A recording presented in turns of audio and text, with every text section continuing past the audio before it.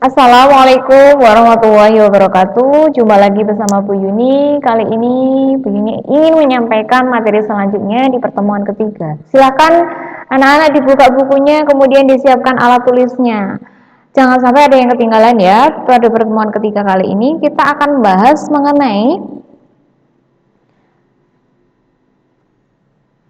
mengenai ini. D. Gagasan Pancasila sebagai ideologi terbuka. Kemarin secara umum kita sudah tahu loh ya perbedaannya dari ideologi tertutup kemudian terbuka. Apa saja perbedaannya? Tentu perbedaannya sangat beda jauh ya. Kalau Pancasila sudah jelas termasuk ideologi terbuka. Pancasila sebagai ideologi digali dari nilai-nilai budaya bangsa yang telah tumbuh dan berkembang serta berakar dari keyakinan hidup bangsa Indonesia. Kemudian dari nilai-nilai dan cita-cita sebagai ideologi terbuka tidak dipaksakan dari luar, namun digali dari harta kekayaan rohani, moral, dan budaya masyarakat Indonesia sendiri ya. Jadi sebagai fungsinya memang sudah benar bahwa Pancasila sebagai jati diri bangsa Indonesia tidak dicampur ataupun tidak terpengaruh dari budaya-budaya lain. Kita sudah punya 5 dasar yang harus selalu diamalkan dalam kehidupan sehari-hari. Kemudian ciri ideologi terbuka tidak diciptakan oleh negara melainkan digali dan ditemukan dalam masyarakat itu sendiri. Maksud dari Pancasila sebagai ideologi terbuka adalah Pancasila tidak perlu untuk mengubah nilai-nilai dasarnya untuk mengikuti perkembangan zaman. Jadi kalau ada nilai dasar itu ya kita harus selalu mengamalkan, baik dari kalau kita kan sebagai pelajar berarti di lingkungan sekolah, jadi kita harus diamalkan di lingkungan sekolah. Ketika di kelas kita antar teman saling tolong menolong, antar guru harus selalu memperhatikan ketika pelajaran dan tidak ada yang mengganggu ketika pelajaran dimulai. Seperti itu. Kemudian, jadi nilai-nilai dasar Pancasila dapat dikembangkan sesuai dengan perkembangan kehidupan bangsa Indonesia dan juga kita sesuaikan dengan perkembangan zaman.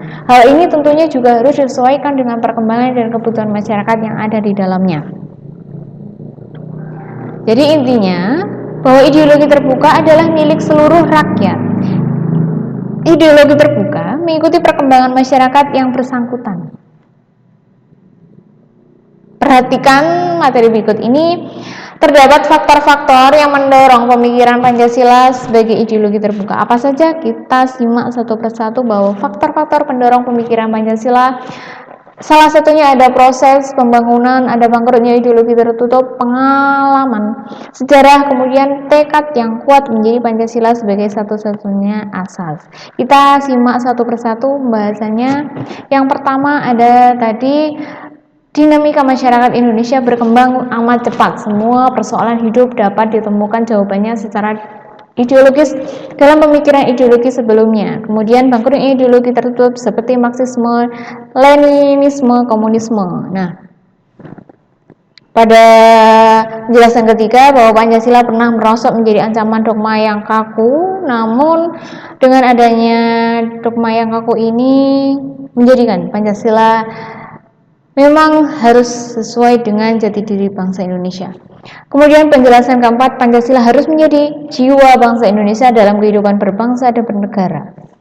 Bahwa faktor lain yaitu tekad bangsa Indonesia untuk menjadi Pancasila sebagai alternatif ideologi di dunia.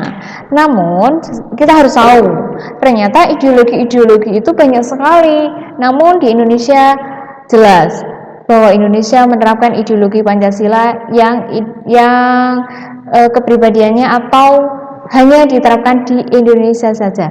Kemudian kita harus tahu juga bahwa ternyata macam-macam ideologi itu banyak sekali.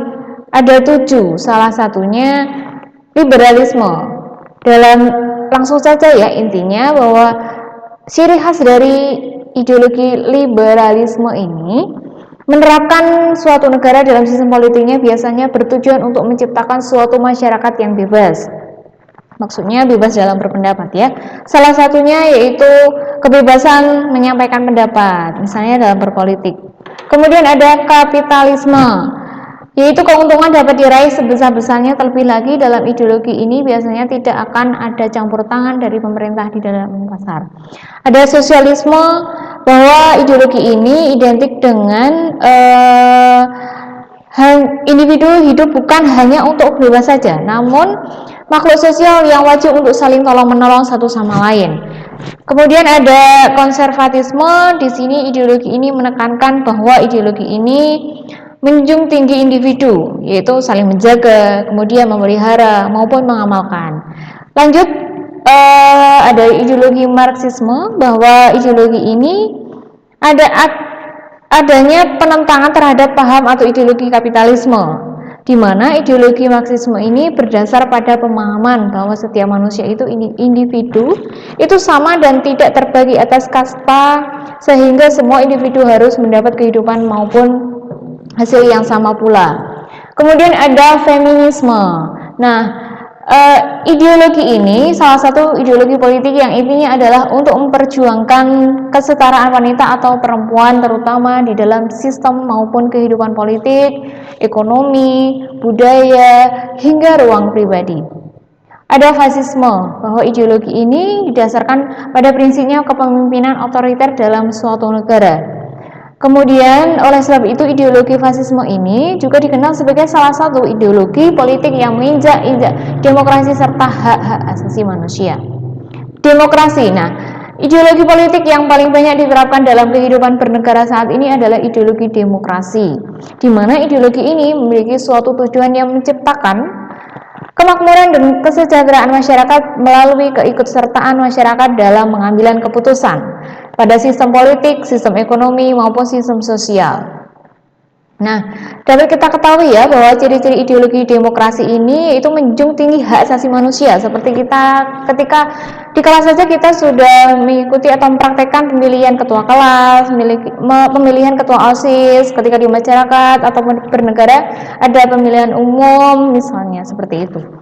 Kemudian setelah kita belajar tadi bagaimana dan apa saja sih macam-macam dari ideologi-ideologi tersebut, silahkan ditulis di buku catatan kalian apa saja sih macam ideologinya tadi, apa, ada berapa, kemudian ciri-cirinya apa, yang kemudian kelebihan dan kekurangan dari ideologi-ideologi tersebut apa. Silahkan ditulis kemudian dikumpulkan dan dikirim ke Bu Yuni. Bu Yuni tunggu. Semoga hari ini kita belajar tentang ideologi terbuka, kemudian macam-macam dari ideologi berbagai negara. Semoga bisa menambah wawasan kalian. Cukup sekian dari Bu Yuni. Apabila ada salah kata mohon maaf. Sekian, wassalamualaikum warahmatullahi wabarakatuh.